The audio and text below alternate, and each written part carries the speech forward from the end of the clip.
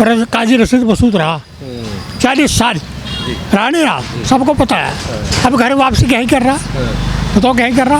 अब देखिए उन्होंने ऐलान कर दिया कि कब्र तक रहेंगे अब तो। टिकट के भूखे लोग हैं और ये अपनी जान बचाने को ऐसे ऐसे काम कर रहे हैं और कुछ नहीं कर रहे। सब ड्रामेबाजी, कुछ नहीं करा। मुझे एक काम बता दो, इन्होंने कहीं कोई कॉलेज खोला हो पूरी यूपी में, मैं तो जानता नहीं, बल्कि कॉलेज बंद कराए।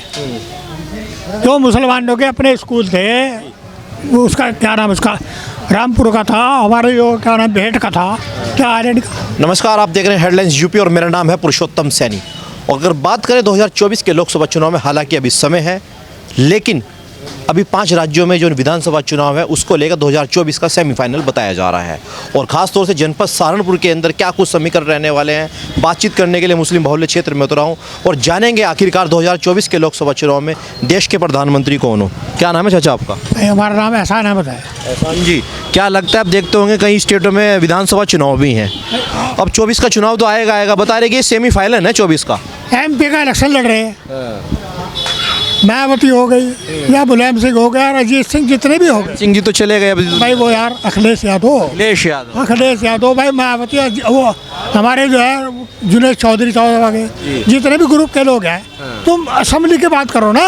अच्छा, तुम इतने बड़े नेता क्यों बन रहे? आप जो है MP के इलेक्शन में कांग्रेस को सपोर्ट करो। अच्छा, अगर तुम्हें नहीं उतार दें, अगर नहीं उतारना तो जीत रहे, तो जो जीत रहा। पहले भी तमाम गठबंधन हुए हैं, 14 की बात करें, 19 की बात करें, और इस बार तो जो है 28 दलों का गठबंधन हुआ है जिसका नाम दे दिया है इंडिया। आप सुनते भी होंगे 28 गठबंधन हो गया ना।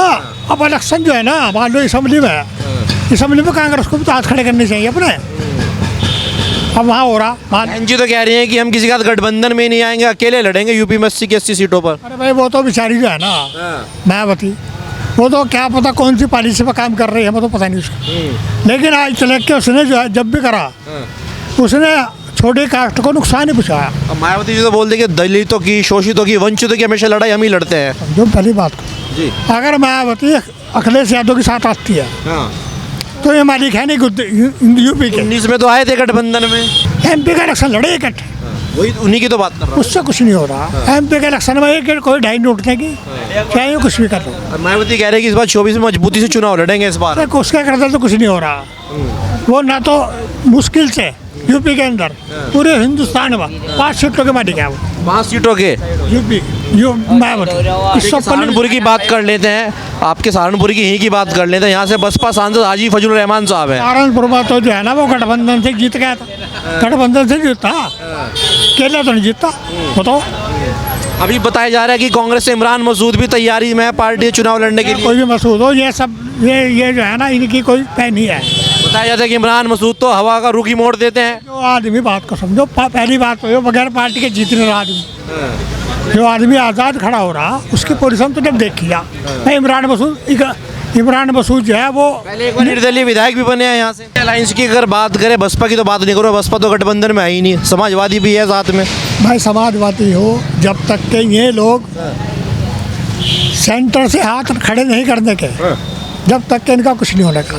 इन्हें तो चाहिए कंप्रोमाइज करके असेंबली की बात करें। भाई असेंबली में इलेक्शन हम लड़ेंगे, हमें सपोर्ट करोगे, हम MP के इलेक्शन में तुम्हें सपोर्ट करें, सीधी बात है। परफेक्ट चेहरा किसको मानते हैं गठबंधन में, अगर मौका मिले गठबंधन को जीतने का? गठबंधन की शर्त, प्रधानमंत्री का चेहरा किसको मानते हैं आप? राहुल गांधी को मानते हैं, नीतीश कुमार को, या अखिलेश जी को?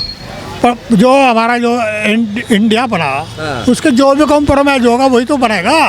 लेकिन दावेदार जो है ना पूरे हिंदुस्तान के अंदर, वो राहुल गांधी है। राहुल गांधी जी, राहुल गांधी।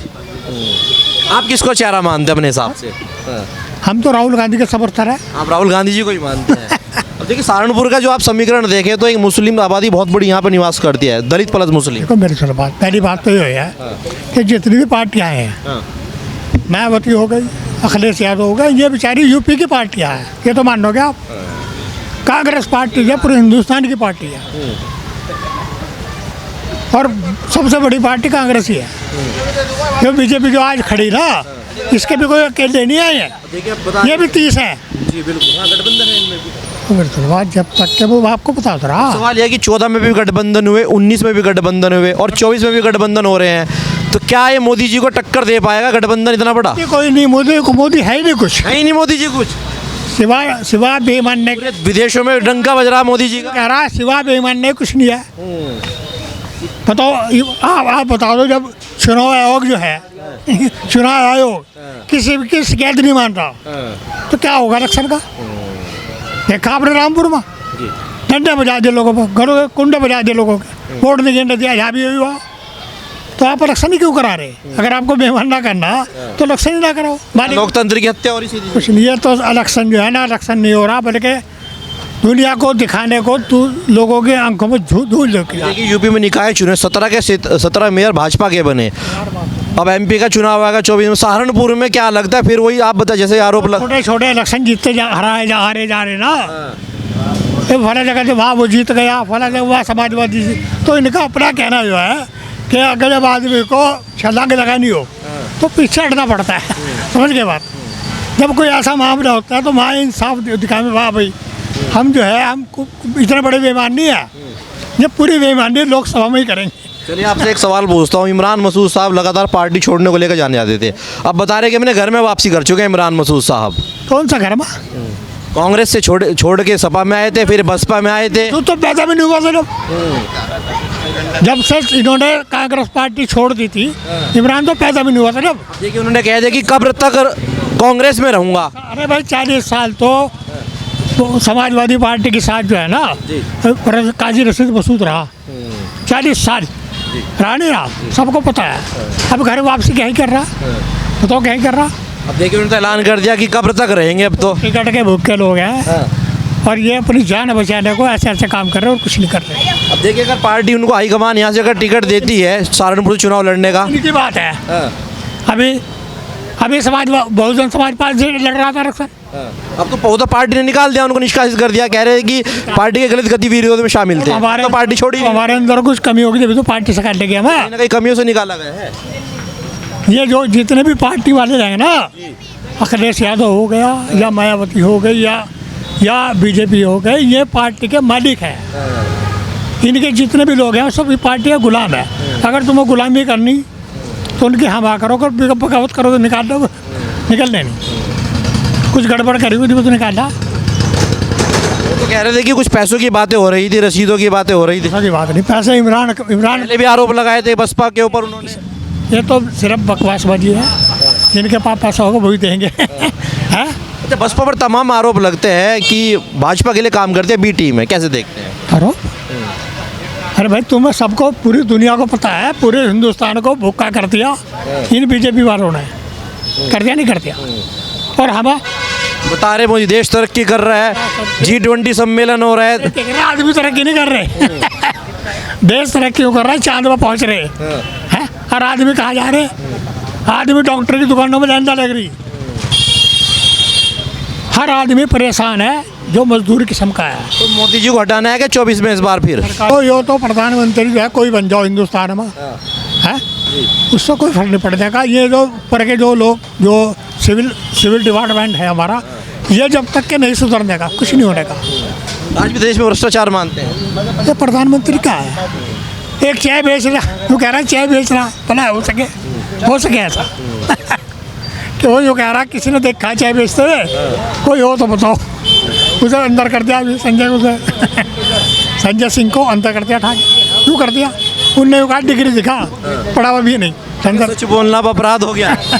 हो सकता है हम भी अंदर करते। आपको भी कैमरे बोलने डर लग रहा है? हमारी परवाह तो फिर दी, हम तो आए, हमारे पर काम ही नहीं है। हम अगर अंदर कर भी दिए क्या होगा? अच्छा, तमाम सरकारें देखी है आपने, 10 साल के अंदर क्या कुछ आपने परिवर्तन देखा? बता रहे कि 10 साल में तरक्की हो रही है, बीजेपी वाले बोलते हैं। सब ड्रामेबाजी कुछ नहीं करा। मुझे एक काम बता दो, इन्होंने कहीं कोई कॉलेज खोल लाओ पूरी यूपी में, मैं तो जानता नहीं, बल्कि कॉलेज बंद कराए।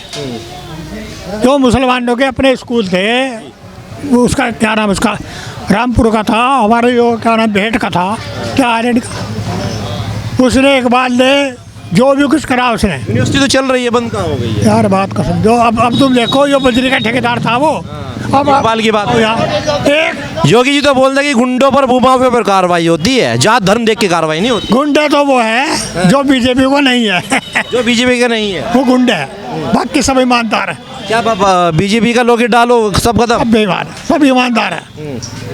ये तो खुला तमाम बाहर से दिल्ली के अंदर प्रदर्शन कर रही औरतें हैं, और वो इतना बड़ा गुंडा कि हाथ नहीं गिरते भी नहीं सकता, क्योंकि वो बीजेपी का कोई, तुम तो सुन रहा होगा भाई, जिसने बीजेपी का शरण में आ गया नहीं, वो साफ सुथरा सब गुनाह माफ। सब कुछ गुनाह माफ है, जन्नत में वो स्वर्ग में पहुँच गया जी। तो जी शुक्रिया हमारे साथ जुड़ने के लिए।